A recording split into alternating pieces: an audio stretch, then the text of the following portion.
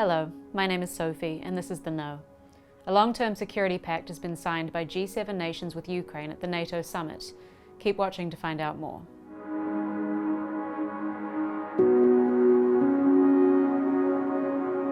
The joint declaration signed by the G7 members, which include Canada, France, Germany, Italy, Japan, the United Kingdom and the United States, will set out a framework on how to support Ukraine over the coming years.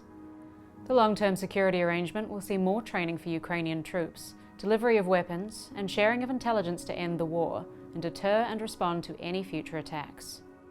This comes after the Prime Minister announced major new support for Ukraine, which includes sending additional rounds of Challenger 2 ammunition and a £50 million support package for equipment repair.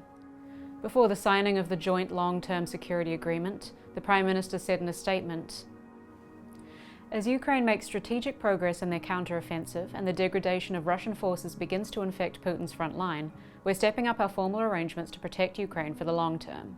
We can never see a repeat of what has happened in Ukraine, and this declaration reaffirms our commitment to ensure it's never left vulnerable to the kind of brutality Russia has inflicted on it again." Although the joint declaration of the G7 happened at the NATO summit, the security bloc has not offered Ukraine membership or a timeframe for them to join. Yesterday, President Zelensky blasted NATO allies for not setting out a timeframe for Ukraine to join the security alliance, calling it unprecedented and absurd. Before the start of the second day of the NATO summit, Zelensky set out 3 key points he wanted to achieve during his meetings with NATO members.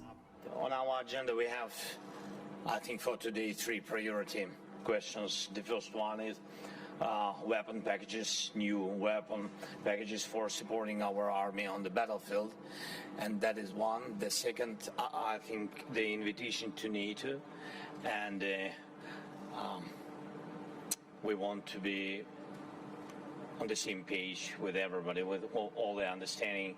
And for today, what we hear and understand, that we'll have this invitation when security measures will allow, and the sword will speak today and fight for this. Its security guarantees for Ukraine on the way to NATO.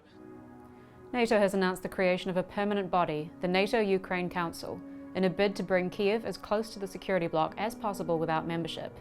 The permanent body will allow NATO and Ukraine to hold meetings in an emergency situation. Thanks for watching The No. Don't forget to like, comment and subscribe for more daily news updates.